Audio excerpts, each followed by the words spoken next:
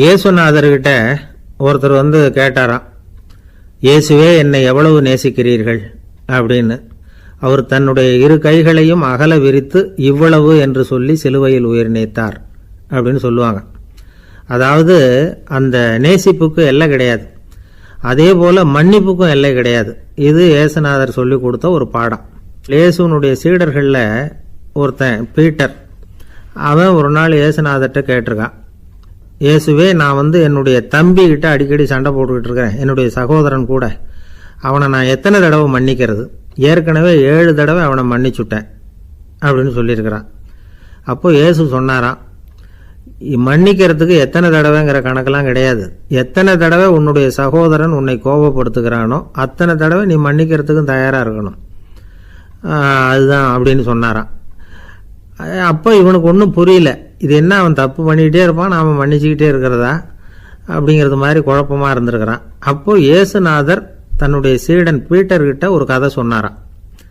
அந்த கதை இன்றைக்கு நாம் வந்து எல்லாரும் சிந்தித்து பார்க்க வேண்டிய ஒரு கதை. அதாவது மன்னிப்பை விரும்புகிறவர்கள் மன்னிக்கவும் தயாராக இருக்க வேண்டும் அப்படிங்கிறது தான் அந்த கதையினுடைய தத்துவம். அந்த இயேசுநாதர் சொன்ன கதை என்னென்னா, ஒரு மன்னர் இருந்தார். அவர் ஒரு நாள் அரண்மனையில் உட்காந்து கணக்கு வழக்குகள்லாம் பார்த்துக்கிட்டு இருந்தார். நம்ம அரண்மனையிலேருந்து யார் யார் அரசாங்க கடன் வாங்கியிருக்கிறாங்க, யார் யார் திருப்பி செலுத்தியிருக்கிறாங்க அப்படிங்கிற விவரத்தையெல்லாம் பார்த்துக்கிட்டு இருந்தார். அப்போ தான் புரிஞ்சுது, அந்த அரண்மனையில் வேலை செய்கிற ஒருத்தனே அரசாங்க கடன் ஒரு வாங்கியிருக்கிறான். எவ்வளவு? 10,000 பொற்காசுகள் வாங்கியிருக்கான் கடன். இந்த 10,000 பொற்காசுகளை திருப்பி செலுத்தலை அரசாங்கத்துக்கு. இது மன்னர் கவனத்துக்கு வந்தது. உடனே நம்ம அரண்மனையில் இருக்கிறவனே அரசு கடன் வாங்கி திருப்பி செலுத்தாமல் இருக்கான், அவனை கூப்பிட்டு வாங்கன்னு சொல்லி கூப்பிட்டுட்டு வந்தாங்களாம். விசாரிச்சிருக்கிறாங்க, என்னப்பா நீ எவ்வளோ ஒன்று? ஆமாங்க 10,000 பொற்காசுகள் வாங்கியிருக்கிறேன், இன்னும் திருப்பி கட்டலைன்றிருக்கான்.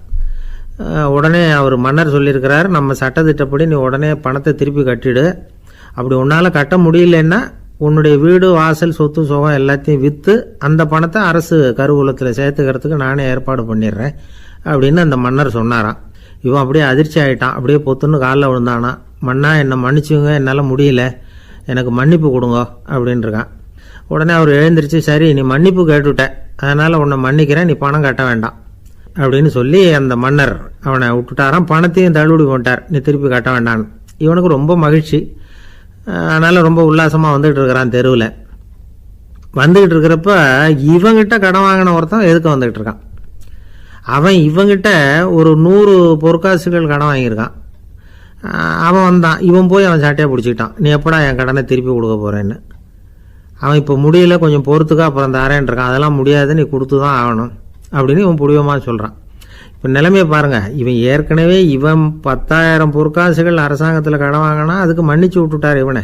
ஆனால் இவன் இன்னொருத்தனை மன்னிக்கிறதுக்கு தயாராக இல்லை. இவங்கிட்ட கடன் வாங்கின இன்னொருத்தன் 10 பொற்காசுகள், அவனை மன்னிக்க தயாராக இல்லை. அவனை கொண்டு போய் நீதிமன்றத்தில் கொண்டு போய் நிறுத்தி தண்டனை வாங்கி கொடுத்துட்டான். நீதிபதி என்ன சொன்னார், அந்த இவன் வாங்கின பொற்காசுகளை திருப்பி கட்டுற வரைக்கும் ஜெயிலில் இருக்கணுங்கிறது தீர்ப்பு. ஆனால் உடனே அரசர் காதில் வந்து விழுந்தது. சொல்லிட்டாங்க, உங்ககிட்ட மன்னிப்பு வாங்கிட்டு போனானே ஒருத்தன், அவன் வந்து இன்னொருத்தனை மன்னிக்கிறதுக்கு தயாராக இல்லை, அவனை கொண்டு போய் ஜெயிலில் அடைச்சிட்டான் அப்படின்னு. உடனே மன்னர் பார்த்தார், இவனை மறுபடியும் கூப்பிட்டு வர சொன்னார். தபாரப்பா, நான் வந்து உன்னை மன்னிச்சு விட்டேன், ஆனால் நீ இன்னொருத்தனை மன்னிக்கிறதுக்கு தயாராக இல்லை, அதனால் என்னுடைய தீர்ப்பையும் மாத்துறேன், நீயும் அரசு கடன் தீர்ற வரைக்கும் ஜெயிலில் தான் இருக்கணும் அப்படின்னு சொல்லி ஜெயிலுக்கு அனுப்பிச்சிட்டாராம். இப்படி ஒரு கதையை இயேசுநாதர் தன்னுடைய சீடருக்கு சொன்னதாக ஒரு வரலாறு. அது என்ன, அதிலேருந்து நாம் புரிந்து கொள்ள வேண்டியதுன்னா, நாம் வந்து மன்னிக்கப்படணும்னு நாம் விரும்புகிறோம்னா நாம் இன்னொருத்தரை மன்னிக்கிறதுக்கு தயாராக இருக்கணும். அதனால் நாம் வந்து இன்னொருத்தரை யாரையும் மன்னிக்க மாட்டோம், ஆனால் என்ன இன்னொருத்தர் மன்னிக்கணும் அப்படிங்கிறது மாதிரி செய்யக்கூடாதுன்னு சொல்லுவாங்க. அது மாதிரி நாம் வந்து இப்போ இது தப்பாக புரிஞ்சுக்கிறவங்களும் இருக்கிறாங்க. பாவம் மன்னிப்புங்கிறதுலாம் எதுக்குன்னா, அதாவது மறுபடியும் பாவம் செய்யாமல் இருக்கிறதுக்காக தான். அதான் மன்னிக்கிறாரே அப்படிங்கிறதுக்காக மறுபடியும் பாவம் பண்ணிகிட்டு இருக்கிறது இல்லை. அதான் ஒருத்தர் கேட்டாராம், பாவத்திலேருந்து மன்னிப்பு கிடைக்கணும்னா நீ என்ன செய்யணும் அப்படின்னு கேட்டிருக்கார். அதுக்கு அவன் சொல்லியிருக்கிறான், நான் முதல்ல பாவம் செய்யணும், அப்போ தானே மன்னிப்பு கிடைக்கும் அப்படின்னு நானாம். இப்படிப்பட்டவர்கள் தான் இன்றைக்கி உலகத்தில் அதிகமாக இருக்கிறாங்க. அதனால் இந்த மன்னிப்பின் மகத்துவங்கிறது இயேசுநாதர்கிட்டேருந்து தான் நாம் புரிஞ்சுக்கணும். அந்த இயேசு சொன்ன அந்த மன்னிக்கிற மனோபாவம் இருந்தால் இன்றைக்கி உலகம் பூராவும் அமைதி பூங்காவாக இருக்கும். அதில் ஒன்றும் ஆச்சரியமே இல்லை. அதில் ஒன்றும் சந்தேகமும் இல்லை. அதனால் மன்னிக்கிற மனோபாவத்தை நாம் எல்லாரும் நமக்குள்ளே வளர்த்து கொள்ள வேண்டும் அப்படிங்கிறது தான் நாம் இன்றைக்கு எல்லோரும் சிந்தித்து பார்க்க வேண்டிய ஒரு செய்தி. இமயமலை அடிவாரத்தில் ஒரு மடம், அங்கே ஒரு சன்னியாசி இருந்தார். அவர்கிட்ட ஒருத்தர் வந்தார். சுவாமி, ஆசையை உதற நினைக்கிறேன், முடியல, ஒட்டிக்கிட்டே வருது அப்படின்னாராம். இப்படி உட்கார, ஒரு கதை சொல்கிறேன் அப்படின்னு சொல்லி அவர் சொல்ல ஆரம்பித்தாராம். அவர் சொன்ன கதை என்னென்னா, ஒரு ஊரில் ஒரு ஆள் இருந்தான். அவன் பேர் குப்புசாமி. அவன்கிட்ட எப்பவும் ஒரு பழைய தொப்பி இருக்கும், விடவே மாட்டான். அதனால் அவனை எல்லாரும் தொப்பி சாமி அப்படின்னு தான் கூப்பிடுறது வழக்கம். ஒரு புது தொப்பி வாங்கிக்கப்படாதாப்பா அப்படின்னு நண்பர்கள்லாம் சொல்லி பார்த்தாங்க. பணத்துக்கு எங்கே போவேன் அப்படின்னு விட்டானான். பணம் வச்சுருக்கான், செலவு பண்ண மனசு வரல, மகா கஞ்சன். பழைய பாட்டில்கள்லாம் வாங்கி விற்றுக்கிட்டு இருந்தான். அப்படி ஒரு தடவை பழைய கண்ணாடி சாமான்களை ஏலத்தில் எடுத்தப்போ அதில் ஒரு அருமையான சென்ட்டு பாட்டில் கிடச்சிது. உடனே ஒரு ஐடியா பண்ணான். அந்த சென்ட்டை சின்ன சின்ன பாட்டில்களில் அடைச்சி ஜன்னல் ஓரமாக அடுக்கி வச்சுட்டான். அதை விற்றா நிறைய பணம் கிடைக்குமே. அதனால் இதுக்கு இடையில் ஒரு நாள் அவன் அப்படியே உட்காந்துருந்தான். அந்த நேரம் நண்பன் வந்தான். ஏண்டா, உன் பழைய தொப்பியை மாற்றப்படாதா? ஊரில் எல்லோரும் கேலி பேசுகிறாங்களே ஒன்று தொப்பி சாமின்னு அப்படின்னு சொல்லி கேட்டிருக்கான். இந்த சென்ட்டு பாட்டில் விற்றதும் பணம் வரும், அதுக்கப்புறம் பார்க்கலாம் அப்படின்னு நானா இவன். சரி வா, நீச்சல் குளத்துக்கு போயிட்டு வருவோம் அப்படின்னு கூப்பிட்ருக்கான் நண்பன். 2 பேரும் போனாங்க. அதே நேரம் அந்த ஊர் நீதிபதியும் அங்கே குளிக்க வந்தாராம். அவர்கிட்ட இருந்தது விலை வசந்த ஒரு புது தொப்பி. அதை அங்கே இருந்த ஸ்டாண்டில் மாட்டிவிட்டு குளிக்க போனார். இதுக்கிடையில் குப்புசாமி குளிச்சுட்டு வந்தான். அவனுடைய பழைய தொப்பியை காணலை. அந்த புது தொப்பியை பார்த்தா இது நண்பனுடைய வேலை தான் அப்படிங்கிறதாக புரிஞ்சுக்கிட்டு அதை எடுத்து மாட்டிகிட்டு வந்துட்டான். நீதிபதி குளிச்சுட்டு வந்து பார்க்குறாரு, தொப்பியை காணும். போலீஸில் புகார் கொடுத்தார். அவங்க தேடினாங்க. ஒரு மூலையில் பழைய தொப்பி கிடச்சிது. அடடா, இது நம்ம குப்புசாமியோட தொப்பி இல்லையா அப்படின்னு நானா ஒருத்தன். உடனே அவன் வீட்டுக்கு தேடிட்டு போயிருக்காங்க. அங்கே போய் பார்த்தா புது தொப்பி அங்கே இருக்குது. உடனே அவனுக்கு 1000 ரூபா அபராதம் போட்டாங்களாம். அவன் பணத்தை கட்டிவிட்டு ரொம்ப எரிச்சலோடு வீட்டுக்கு வந்தான். பழைய தொப்பி கண்ணில் பட்டுது. மறுபடியும், உன்னால் தானே எனக்கு 1000 ரூபா நஷ்டம் அப்படின்னு சொல்லி அதை எடுத்துக்கிட்டு அப்படி போயிருக்கான். அந்த ஊர் குளத்தில் வீசி எரிஞ்சிட்டு வந்துட்டான். அது மீன் பிடிக்கிற ஒருத்தன் கையில் சிக்கிச்சு. அவன் வர்ற வழியில் அதை எடுத்து வேகமாக வீசி எறிஞ்சான். அது நேராக குப்புசாமி வீட்டு ஜன்னல் வழியாக உள்ளே இந்த சென்ட்டு பாட்டில்கள் மேலே விழுந்து எல்லாம் உடஞ்சி நொறுங்கி போச்சு. குப்புசாமி பார்த்தான். தோட்டத்தில் ஆழமாக ஒரு குழியை வெட்டினான். அந்த தொப்பியை போட்டான், மூடிவிட்டான். இதை அடுத்த வீட்டுக்காரன் பார்த்தான். ஏதோ புதையல் தான் வச்சுருக்கான் போல இருக்குன்னு நினச்சான். போலீஸில் போய் புகார் கொடுத்துட்டான்.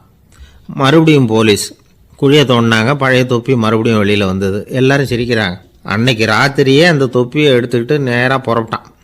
ஒரு கல்லில் அதை சேர்த்து கட்டி குடிநீர் தொட்டி இருக்கும்ல, அதில் போட்டுட்டு வந்துட்டான். இனிமேல் என்ன பண்ணும் பார்ப்போன்னு. ஒரு நாள் திடீர்னு குழாயெல்லாம் அடைப்பட்டு போச்சு. மாநகராட்சி அலுவலர்கள் என்னன்னு பார்த்தா அந்த பழைய தொப்பி குழாயை அடைச்சிக்கிட்டு இருக்குது. இது குப்புசாமியோட தொப்பிங்கிறது தான் எல்லாருக்கும் தெரியுமே.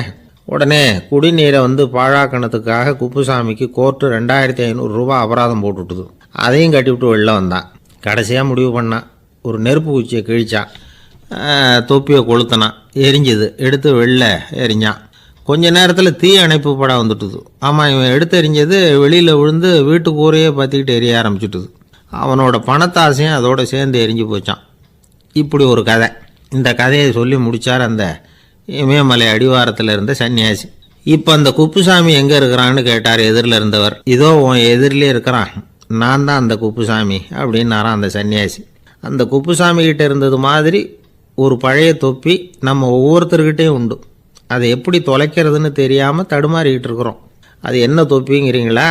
அதுதான் நம்மை சூழ்ந்திருக்கிற மாயை அப்படிங்கிறார் சுவாமி சின்மயானந்தர். மெய்ஞானம் கிடைக்கிறப்போ மாயை எரிஞ்சு போகும் அப்படிங்கிறது அவருடைய கருத்து. நம்மால் ஒருத்தர் வேகமாக ஓடி வந்தார். காலில் மாட்டியிருந்த பழைய செருப்பு 2ஐயும் ஆவேசமாக தூக்கி ஒரு கிணத்துல போட்டுட்டு வெறுங்காலோடு நடந்து வந்துக்கிட்டு இருக்கிறார். ஏன் அப்படி பண்ணீங்க அப்படின்னு கேட்டோம். அந்த செருப்புக்கு சொந்தக்காரன் பின்னாடி வந்துக்கிட்டு இருக்கிறான், அதனால் அப்படி பண்ணேன் அப்படிங்கிறார் இவர். என்னுடைய நீண்டகால நண்பர் ஒருத்தர் வருஷம் தவறாமல் திருநள்ளாறு அப்படிங்கிற திருத்தலத்துக்கு போயிட்டு வர்றது வழக்கம். அங்கே என்ன சார் விசேஷம்னு கேட்கறது உண்டு. என்ன இப்படி கேட்குறீங்க? சனி பகவான் நலன் விருப்பப்படி அங்கே தானே எழுந்தருளி இருக்கிறார். அவரை போய் பார்த்து ஒரு கும்பிடு போட்டுட்டு வந்தா நம்ம பிடிச்சிருக்கிற சனியெல்லாம் விலகும் அப்படிம்பார். சத்தம் போட்டு சொல்லாதீங்க சார், வீட்டில் வேற யார் காதிலையாவது இது விழுந்துற போது அப்படின்னு சொல்றது உண்டு வர்றவங்க. இப்போ நான் சொல்றதுல உள்ள நியாயத்தை புரிஞ்சுக்கிட்டு அவரும் கொஞ்சம் எச்சரிக்கை உணர்வோட நமக்கு நன்றி சொல்லுவாருன்னு வச்சுங்களேன். அதாவது பார்வை மூலமாவே. அந்த நண்பருக்கு ஆன்மீக விஷயங்கள்ல அதிக ஈடுபாடு உண்டு. அப்பப்போ சில புராண கதைகளை எல்லாம் சொல்றது உண்டு. ரொம்ப சுவாரஸ்யமா இருக்கும். எப்பவுமே புராண விஷயங்களை எல்லாம் அறிவியல்ங்கிற தராசில வச்சு எடை போட்டுட்டு இருக்கக்கூடாது. அப்படி பார்த்தா அதெல்லாம் நம்ப முடியாத வெறும் கற்பனைகளா தோணும், மூட நம்பிக்கைகளாகவும் தெரியும். புராணங்களை புராணங்களாவே புரிஞ்சுக்கிறவங்களுக்கு அதெல்லாம் அர்த்தமுள்ள செய்திகளை உள்ளடக்கி இருக்கிறதாக தெரியும். அந்த வகையில தான் இந்த நண்பரும் நிறைய செய்திகளை சொல்றது உண்டு. சனியை போல கொடுக்கிறவனும் இல்லை, சனியை போல கெடுக்கிறவனும் இல்லை அப்படின்னு சோதிடர்கள் சொல்லுவாங்க. நாம ஏதாவது ஒரு வம்புல மாட்டிக்கிட்டா பிடிச்சது சனி அப்படிங்கிறோம். ராவணன் எப்பேற்பட்ட வீரன், அவனே சனி பார்வைப்பட்டது தானே சங்கடப்பட ஆரம்பிச்சான் அப்படின்னார் நண்பர். அது எப்படிங்கன்னு கேட்டேன். அவர் சொல்ல ஆரம்பிச்சார், இந்த ராவணன் இருக்கானே நவ கிரகங்களையும் பிடிச்சி கொண்டுட்டு வந்து தன்னுடைய சிம்மாசனத்துல அப்படியே படிகளா போட்டு வச்சுட்டானா, ஒவ்வொரு படியா. பாவம் அந்த 9 தேவதைகளும் ஒவ்வொரு படியா குப்புற கிடக்குறாங்க. நவகிரகம் நம்மளை ஆட்டி படைக்குதுன்னு நாம சொல்லிட்டு இருக்கிறோம். ஆனா அந்த நவகிரகங்களை ராவணன் எப்படி வச்சிருந்தான் பாருங்க. எல்லாரையும் சிம்மாசனத்துக்கு பக்கத்துல படிப்படியா போட்டு வச்சிருக்கிறான். காலை அது மேல வச்சுதான் ஏறி போகணும். வேற வழி இல்லாம எல்லாரும் குப்புற விழுந்து கிடக்குறாங்க. ராவணன் ஒவ்வொரு தடவையும் இவங்க முதுகுல அடி வச்சு ஏறி தான் அந்த சிம்மாசனத்துக்கு போறது வழக்கம். இப்படி நடந்துகிட்டு இருக்கிறது நாரதர் கண்ணுல போட்டுட்டு தான். அவர் சும்மா இருப்பாரா? யோசனை பண்ணார் என்ன செய்யலாம் அப்படின்னு. ஒரு முடிவு பண்ணிட்டு நேரா ராவணன் கிட்ட போனாராம். ராவணா, நீ நவக்கிரகங்களை பிடிச்சு கொண்டாந்து உன்னுடைய சிம்மாசனத்துக்கு படிகளா போட்டு வச்சிருக்கிற, அது உன்னுடைய வீரத்தை காட்டுது. இருந்தாலும் ஒரு விஷயத்த நீ யோசிச்சு பார்க்கணும். ஒவ்வொரு தடவை நீ சிம்மாசனத்துக்கு போகும்போதும் நவக்கிரகங்களின் முதுகல் அடி வச்சு நீ ஏறி போற, அது உனக்கு பெருமை கிடையாது. அவங்களுடைய மார்புல அடி வச்சு ஏறி போகணும், அதுதான் உனக்கு பெருமை அப்படின்னாரா. இவர் சொல்றதும் சரிதானே அப்படின்னு யோசிச்சிருக்கான் ராவணன். உடனே குப்புற கிடந்த நவக்கிரகங்களை திருப்பி மல்லாக்க போட்டான். அவங்க மார்புல அடி வச்சு மேலே ஏறி சிம்மாசனத்துக்கு போனானா. அப்படி போயிட்டு இருக்கும் பொழுது சனி பகவானின் பார்வை அவன் மேல பட்டுதான். அவ்வளவுதான். என்னாச்சு தெரியுமா? சூர்பனகை தேடி வந்தா. சீதையோட அழகை பத்தி தன்னுடைய அண்ணங்கிட்ட சொல்ல ஆரம்பிச்சுட்டா. விவகாரம் ஆரம்பமாயிட்டது. அதுதான் சனியனுடைய வேலை அப்படின்னு சொல்லி இந்த கதையை சொல்லி முடிச்சார் என்னுடைய நண்பர். ஆக சனியின் பார்வை நம்ம மேல படாம பாத்துக்கிறது தான் நல்லதுங்கிறீங்க அப்படின்னு. ஆமா சார், இப்ப கூட நான் உங்க வீட்டுக்கு வந்திருக்கிறதே ஒருத்தருடைய பார்வை என் மேல படக்கூடாதுங்கிறதுக்காகத்தான் அப்படின்னார். யாருங்க அதுன்னு என்னுடைய மாமனார் சார். அவசரத்துக்கு அவர்கிட்ட கொஞ்சம் கடன் வாங்கிவிட்டேன். நம்ம மாப்பிள்ளை தானேன்னு சொல்லி அவரு விட்டு கொடுக்கறதுக்கு தயாரா இல்லை. இன்னைக்கு இப்ப அவரு எங்க வீட்டுக்கு வரக்கூடிய நேரம், அதுதான் அவரு பார்வையிலிருந்து படாம தப்பிக்கலாங்கிறதுக்காக இங்க வந்துட்டேன் அப்படின்னார். பார்வை படணும்னு இருந்தா பட்டுத்தான் தீரும் போல இருக்கு அப்படின்னா. என்ன சார் சொல்றீங்கன்னார் ஒன்னும் புரியாம. நீங்க இங்கதான் வருவீங்கன்னு அவருக்கு ஏற்கனவே தெரியும் போல இருக்கு. அதனால உங்களுக்கு முன்னாடியே உங்க மாமனார் இங்க வந்துட்டார். அதுவும் அந்த பீரோவுக்கு பக்கத்துலதான் பின்னாடி மறைஞ்சு நின்றுட்டு இருக்கிறார் அப்படின்னு. ஒரு நாள் ஒரு தகப்பனார் தன்னுடைய பிள்ளைய அழைச்சிட்டு வந்தார். சார், இவன் சரியா படிக்க மாட்டேங்கிறான், பெரியவங்களை மதிக்க மாட்டேங்கிறான். நீங்க கொஞ்ச நாள் இவனுக்கு குருவா இருந்து நல்ல விஷயங்களை சொல்லி கொடுத்தா தேவையில்லைன்னார். பெரியவங்களையும் மதிக்காதவன் எப்படி என்ன மதிக்க போறான் அப்படிங்கிறது நமக்கு யோசனை வரும் இல்லையா? வேணாங்க, என்ன விட்டுருங்க அப்படின்னோம். அவர் விட மாட்டேன்னு விட்டார். இல்லைன்னா அவரே சிஷ்யன் ஆகிடுவார் போல இருந்தது. சரி, வேற வழி இல்லாமல் அந்த பையனையே என்னுடைய சீடனை ஏற்றுக்கிட்டு உபதேசம்லாம் பண்ண ஆரம்பித்தோம். அதாவது குரு பக்தின்னா அது எப்படி இருக்கணுங்கிறத பற்றி சொல்லி கொடுத்தோம் அவனுக்கு. சதமகர் அப்படின்னு ஒரு குரு இருந்தார். அவருக்கு ஒரு சீடர். அவன் பேர் துளசி சைதன்யன், நைஷ்டிக பிரம்மச்சாரி. தன்னுடைய குருவுக்கு எந்த நேரத்தில் எது தேவைங்கிறத புரிஞ்சுக்கிட்டு சேவை செய்கிறவன். ஆனால் இவனை பற்றி மற்ற சீடர்களுக்கு பொறாமை வந்துட்டுது. இவன் மட்டும் இப்படி இருக்கானேன்னு உடனே குரு கிட்ட போய் கோல் மூட்டினாங்க. அவன் சரியில்லை, அவன் நடந்துக்கிறது சரியில்லை, அப்படி இப்படின்னு எதையாவது சொல்லி. இருந்தாலும் இதையெல்லாம் அந்த குரு நம்பலை. அவருக்கு தெரியும் யார் யார் எப்படின்னு. துளசி சைதன்யன் பெருமையை மற்ற சீடர்களுக்கு உணர்த்தணும் அப்படின்னு நினைச்சார். அதுக்கு ஒரு வழி பண்ணார். ஒரு நாள் சீடர்களை எல்லாம் கூப்பிட்டுக்கிட்டு ஒரு காட்டு வழியாக போய்கிட்டு இருந்தார். அங்கே ஒரு பெரிய மலை அருவி கொட்டிக்கிட்டு இருந்தது. குரு சீடர்கள் பக்கம் திரும்பினார். இந்த மலையின் மேலே இருந்து அந்த படுபாதாளத்தில் குதிக்கிறதுக்கு உங்களில் யார் தயார் அப்படின்னு கேட்டார். ஒரு சீடனும் வாய திறக்கலை, ஒதுங்கி நின்றுக்கிட்டாங்க. பின்னாடி மூட்டை முடிச்சோடு வந்துக்கிட்டு இருந்தான் துளசி சைதன்யன். அவனை பார்த்தார். தபாருப்பா, நீ மேலே இருந்து அந்த அருவியில் குதி அப்படின்னார். அப்படியே செய்கிறேன் சுவாமின்னா ஓடி போய் பொத்துன்னு குதிச்சுட்டான். அடுத்த கணமே குருநாதர் தன்னுடைய யோக சக்தியால் பறந்து போய் அவன் கீழே விழுந்துடாமல் தாங்கி பிடிச்சி கொண்டுகிட்டு வந்துட்டார். மற்ற சீடர்களுக்கெல்லாம் ஒரு மாதிரி ஆயிட்டுது. அடுத்தபடியாக என்ன பண்ணலாம்னு யோசித்தாங்க இவனை மாட்டி விடுறதுக்கு. ஒரு நாள் வெத்தலை அடிக்கிற ஒரு சின்ன உரலையும் உலக்கையையும் எடுத்து ஒளிய வச்சுட்டாங்க. சதமகர் சன்னியாசி இல்லை, அவர் வெத்தலை போடுவார். பல்லு சரியில்லை, அதனால் இடித்து தான் வெத்தலையை போடணும். திடீர்னு வெத்தலை பாக்கு கேட்டார். வழக்கமாக உரலில் இடித்து தர்றது தான் துளசியின் பழக்கம். உரலை தேடினா கிடைக்கல, என்ன பண்ணுறது? குரு கேட்டுவிட்டாரே, குரு சேவை தானே முக்கியம். என்ன பண்ணால் வெத்தலை பாக்க தன்னுடைய வாயில் போட்டு முன்னு அதை எடுத்து அவர்கிட்ட கொடுத்துட்டான். குரு எதையோ படிச்சுக்கிட்டே அதை வாங்கி வாயில் போட்டுக்கிட்டார். துளசி இன்னைக்கு தாம்பூலம் நல்லா இடிக்கப்பட்டிருக்கு, ருசியாக வேற இருக்குது, அதை இடித்த பாத்திரத்தை என் கண்ணால் பார்க்கணும்னு ஆசையாக இருக்குன்னு விட்டார். அதை மட்டும் அனுப்பி போய் நீ வர வேண்டான்னு வேற சொல்லிவிட்டார். இதை கேட்டதும் துளசி தவிச்சு போயிட்டான். இவன் போகாமல் எப்படி வாயை மட்டும் அனுப்பி வைக்க முடியும்? இவன் தவிக்கிறத பார்த்ததும் மற்ற சீடர்களுக்கெல்லாம் மனசுக்குள்ளே ரொம்ப சந்தோஷம். துளசி கொஞ்சமும் யோசிக்கலை. வாழை எடுத்தான், தன்னுடைய தலையவே அப்படியே அறுத்து வெட்டி எடுத்தான். இன்னொரு சீடங்கிட்ட கொடுத்துட்டான், எடுத்துகிட்டு போன்னு சொல்லி கொண்டுட்டு போய் குரு முன்னாடி வைக்கிறாங்க. அந்த தலையில் வாய் திறந்துருக்கு, வெத்தலை போட்டு முன்னு இருந்தது, தெரிஞ்சு போச்சு, சிவப்பாக இருந்தது. அவனுடைய குரு பக்தியை இப்போ எல்லாரும் ஒத்துக்கிட்டாங்க. அதுக்கப்புறம் குரு சதமகர் தன்னுடைய அற்புத திறமையினால் அந்த தலையை மறுபடியும் ஒட்ட வச்சுட்டார். துளசிக்கு உயிர் வந்துட்டுது. இப்படி ஒரு பெரிய கதை உண்டு. அதாவது துளசி சைதன்யன் அவனுடைய குரு பக்தி எப்படி அப்படின்னு கேட்டோம். ரொம்ப அபாரம் அப்படின்னு அந்த பையன் அடக்கமாக சும்மா விளையாட்டுக்காக தான் அப்படி அவங்ககிட்ட கேட்டோம். ஏன்பா உன்னுடைய குரு பக்தியை என்கிட்ட காட்டுறதுக்கு உன்னோட கழுத்தை நீயே அறுக்கணும்னு நான் சொன்னா அதை நீ செய்வியா அப்படின்னு கேட்டோம். என்னுடைய கழுத்தை நானே அறுக்க வேண்டிய அவசியம் இல்லை சார் அப்படின்னா அவன். ஏண்டான்னு, அதே காரியத்தை தான் இனிமேல் நீங்கள் தினமும் செய்ய போறீங்களே சார் அப்படிங்க. ஒரு ஊரில் ஒரு ராஜா இருந்தார். அந்த ராஜாவுக்கு ஒரு புள்ளை. அந்த புள்ளைக்கு விவரமே தெரியாது. அவன் ஒரு முட்டாளுங்கிறது எல்லாருக்கும் தெரியும். ஆனாலும் அவன் தான் அடுத்தபடியாக ஆட்சிக்கு வர வேண்டியவன். ஆட்சி பொறுப்பு ஏற்க வேண்டிய ஒருத்தன் இப்படி இருந்தா என்ன பண்றது அப்படிங்கிறது எல்லாருக்கும் உள்ள கவலை. மன்னர் அமைச்சர்களை கூட்டினார், ஆலோசனை கேட்டார் என்ன பண்ணலாம்னு. இவனை இன்னொரு நாட்டு பல்கலைக்கழகத்துக்கு அனுப்பி பார்க்கலாம், அங்க போய் படிச்சுட்டு வரட்டும், நிறைய படிச்சுட்டு நல்ல ஞானத்தோட திரும்பி வரட்டும், அதுக்கப்புறம் பார்த்துக்கலாம் அப்படிங்கிறது அவங்க சொன்ன ஆலோசனை. மன்னருக்கும் அது சரின்னு தோணுச்சு. மகனை வெளி தேசத்துக்கு அனுப்பி வச்சார். இவனும் போனான், ஒரு பல்கலைக்கழகத்துல சேர்ந்தான், நிறைய படிச்சான். அதுக்கப்புறம் தந்தைக்கு ஒரு கடிதம் எழுதினான்.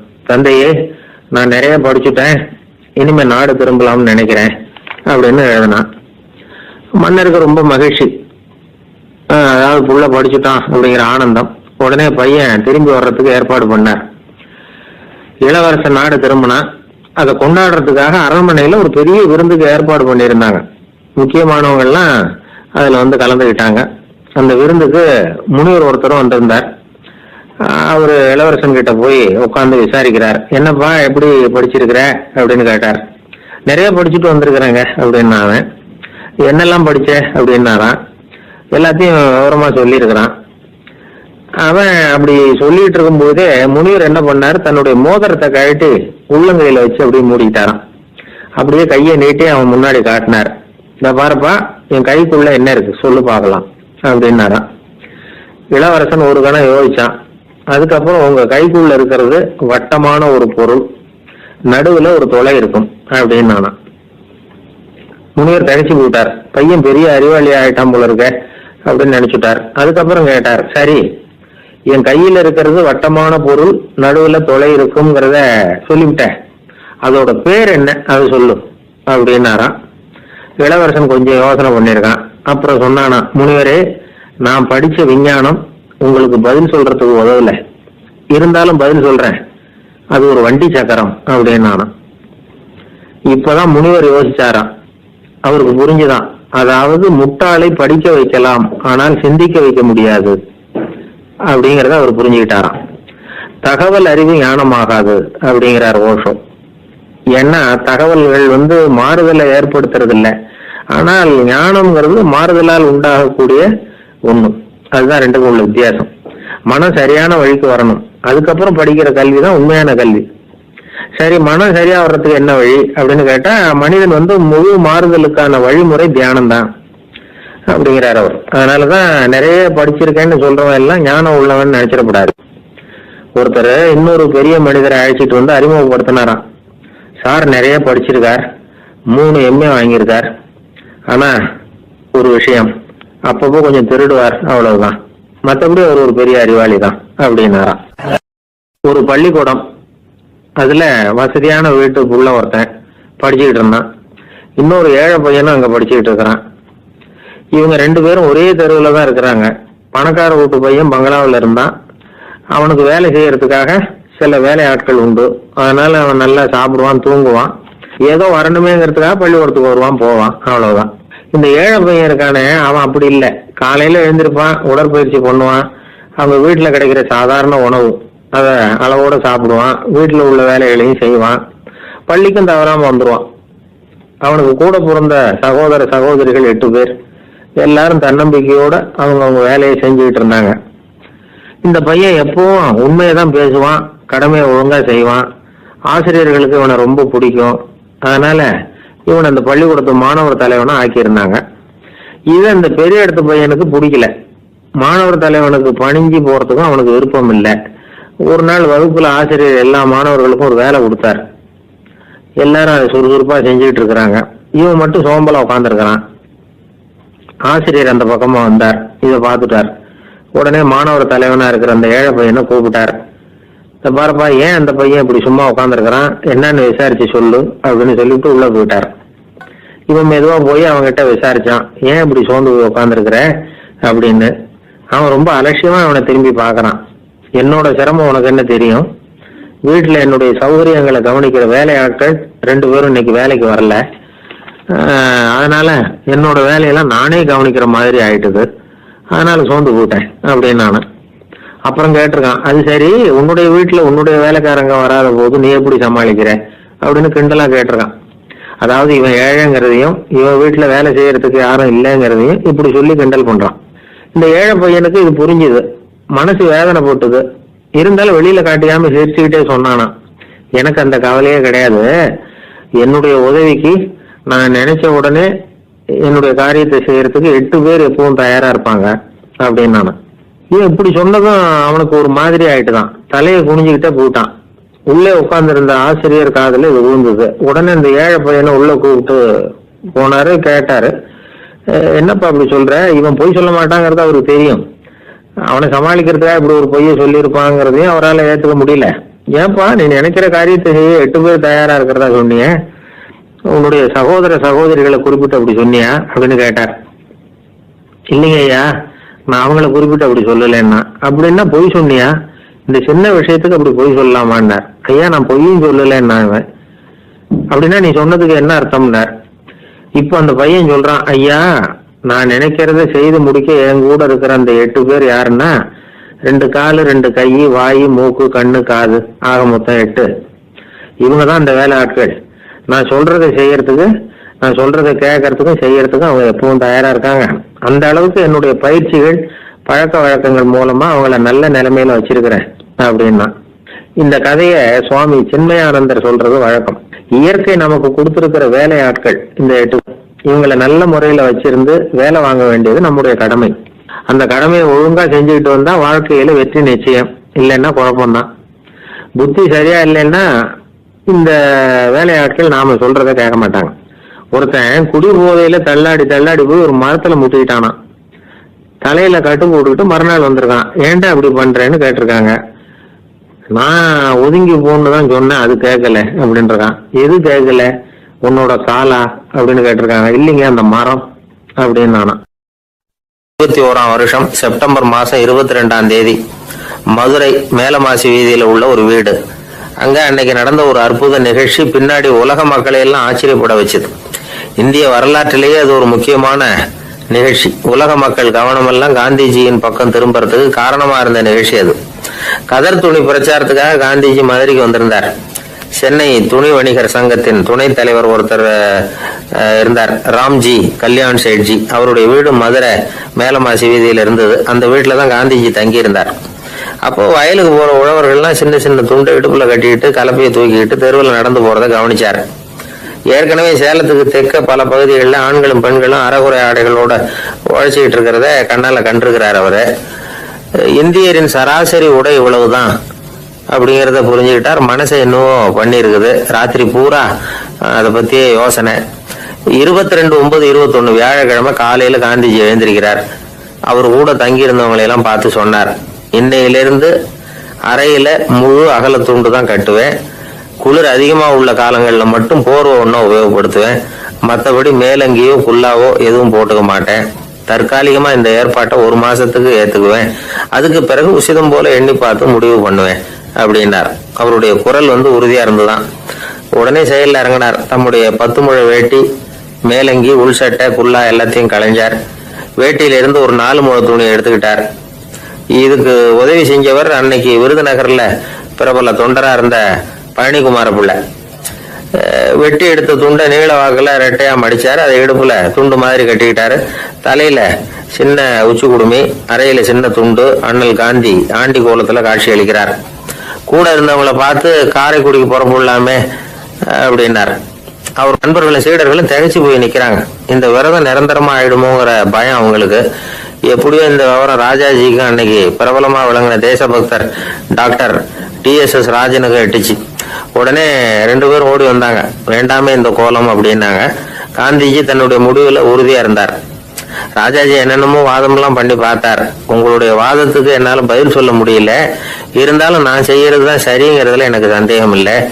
இன்னைக்கு அதிகாலை 3 மணி இருக்கும். நான் ஓரளவு விழிச்சுக்கிட்டேன். அதாவது உறக்கமும் விழிப்புமா இருந்த நிலையில எனக்கு இந்த எண்ணம் உண்டாச்சு. இது என்னுடைய அந்தராத்மாவின் ஆணை, அதை என்னால மீற முடியாது அப்படின்னு சொல்லிவிட்டாராம் காந்திஜி. கதர் பிரச்சாரத்துக்காக காரைக்குடிக்கு கிளம்பினார். வாசல்ல 4 மோட்டார் வண்டிகள் காத்துக்கிட்டு இருந்தது. வீதியில 2 பக்கமும் ஜனங்கள். காந்திஜி இடுப்பு துணியோட மோட்டார் வண்டியில ஏறினார். நண்பர்களும் சீடர்களும் மக்களும் உடல் சிலிர்க்க அந்த காட்சியை பாக்குறாங்க. மோட்டார் வண்டி நகர ஆரம்பிக்குது. எப்பேற்பட்ட காட்சி அது! சுக்கநாத பெருமானியே கூலி ஆளாக்கிய மண், அப்படி ஆக்கி மண் சுமக்க வச்ச மதுரை இல்லையா, அந்த மதுரை தான் காந்திஜி துறவி கோலம் கொள்றதுக்கும் காரணமா இருந்திருக்குது. இது இன்னைக்கு எத்தனை பேருக்கு தெரியும்? ஒரு தடவை காந்திஜி நேருவும் சுற்றுப்பயணம் செஞ்சாங்களாம். ஒரு இடத்துல நடந்து போயிட்டு இருக்கிறாங்க. குறுக்க ஒரு வாய்க்கால். நேரு என்ன பண்ணாரு தெரியுமா? தன்னுடைய இளமை துடிப்பை காட்டுறதுக்காக கொஞ்சம் தூரம் பின்னாடி போய் அங்கேருந்து வேகமா ஓடி வந்து அந்த வாய்க்காலை தாண்டினாராம். காந்திஜி அப்படி பண்ணல. பக்கத்துல இருந்த பாலம் வழியா அந்த வாய்க்காலை கடந்து வந்தார். நேரு காந்திஜியை பார்த்து சிரிச்சுக்கிட்டே, என்ன மாதிரி நீங்களும் தாண்டி இருக்கலாமே அப்படின்னாராம். அதுக்கு காந்திஜி சிரிச்சுக்கிட்டே சொன்னாராம், 2 அடி முன்னேறதுக்காக 5 அடி பின்னாடி போறதா அப்படின்னாராம். ஒருத்தர் குதிரை ரேஸுக்கு போனார். பணம் கட்டினார், தோத்து போயிட்டார். மறுபடியும் போனார், பணம் கட்டினார், தோத்து போனார். அடுத்த தடவையும் பணம் கட்ட போனப்போ அவரை தடுத்து கேட்டோம், ஏன் சார் ஏற்கனவே விட்டது போதாதா, இன்னமும் இருக்கிறத விடணுமா அப்படின்னு கேட்டோம். விட்டதையெல்லாம் மொத்தமா எடுக்க வேணாமா சார், அதுக்காக தான் தொடர்ந்து பணம் கட்டுறேன்னார் அவரு. இவரை திருத்துறது ரொம்ப கஷ்டம். இது ஒரு மனநோய்.